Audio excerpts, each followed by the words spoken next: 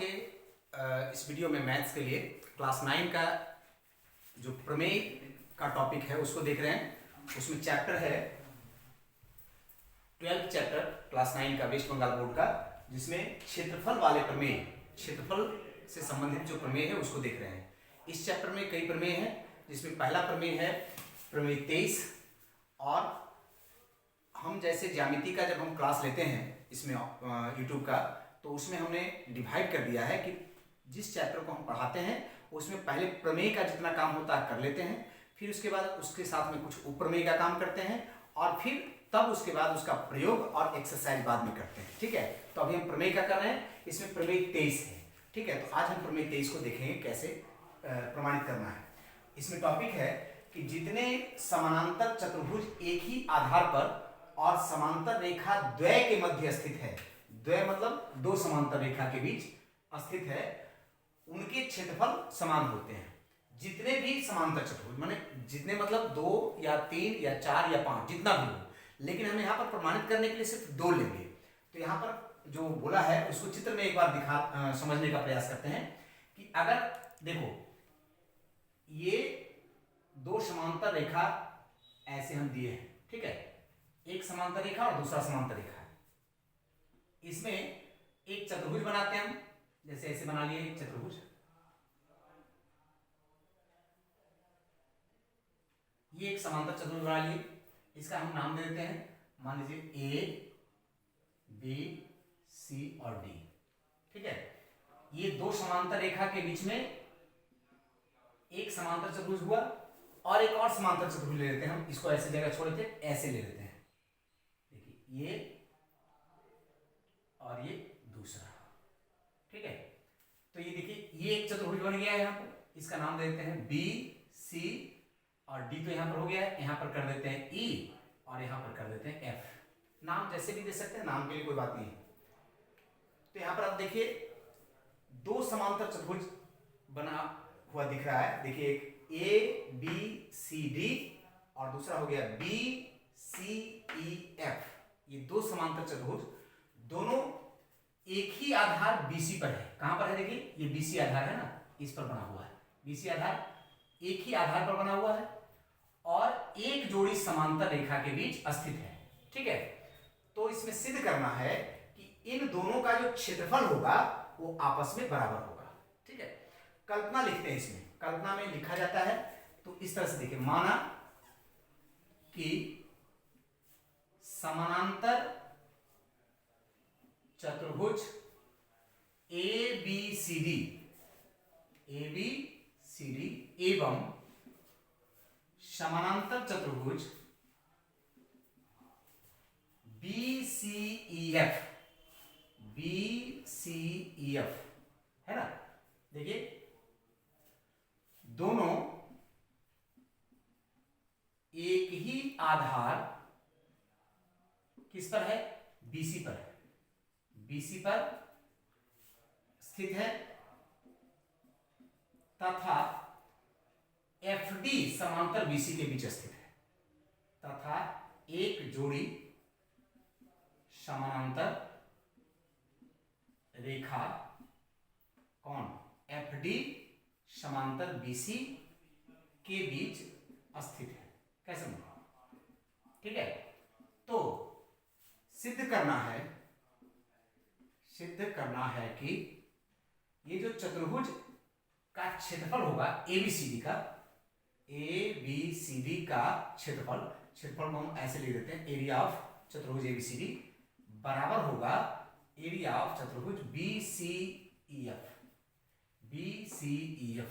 ये दोनों का क्षेत्रफल बराबर होगा, ऐसा हमको सिद्ध करना है। ठीक है, सामान्यतः प्रमाणित करने के पहले कभी कभी देखा जाता है कि रचना करना होता है। रचना किसी में जरूरत होता है तो करते हैं, नहीं तो ऐसे भी होगा। अब हम सीधा प्रमाण पर जाते हैं। ठीक है, प्रमाण में क्या करते हैं? देखिए यहां पर एक ये जो अलग से ध्यान से समझिएगा, ये एक त्रिभुज अलग से दिख रहा है इधर बना हुआ, और एक दूसरा त्रिभुज इधर बना हुआ दिख रहा है। इस दोनों त्रिभुज को देख करके एक बार कंपेयर करने का प्रयास कीजिए कि दोनों में क्या क्या बराबर हो रहा है। ठीक है, तो हम पहले लिखते हैं त्रिभुज ABF तथा त्रिभुज DCE में।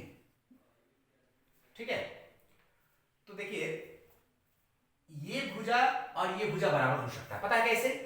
क्योंकि एक्चुअली ये जो चतुर्भुज है ये वाला, ये एक समांतर चतुर्भुज है और समांतर चतुर्भुज की ये भुजा है, इसलिए ये बराबर होगा।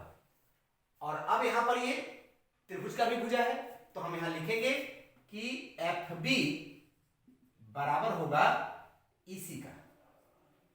ठीक है, ठीक है। ऐसे देखिए ये वाला जो है ये भुजा इसका बराबर होगा, उसका भी कारण वही है कि वो दूसरे एक समांतर चतुर्भुज का सामने सामने का भुजा है, तो AB बराबर हो जाएगा क्या? BC। और दोनों एक ही कारण से हुआ क्या? समांतर चतुर्भुज की विपरीत भुजा, समानांतर चतुर्भुज की विपरीत भुजा। ठीक है, तो दो इस त्रिभुज के दो भुजा और इस त्रिभुज के दो भुजा बराबर हो गए। अगर कोई तीसरा और एक कोण या कुछ भी बराबर हो जाए तो दोनों सर्वांगसम हो जाएगा।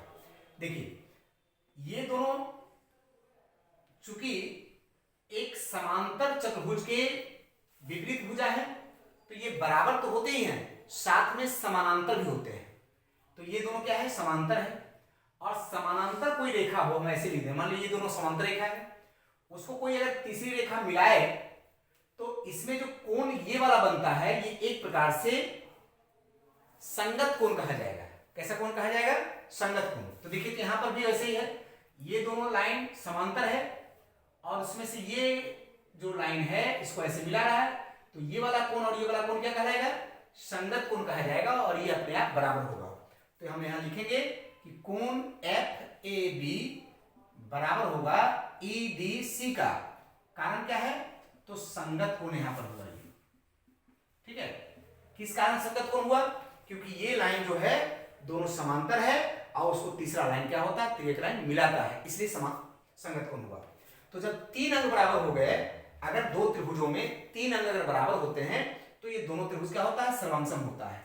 इसलिए त्रिभुज ABF सर्वांगसम हो गया त्रिभुज कौन सा?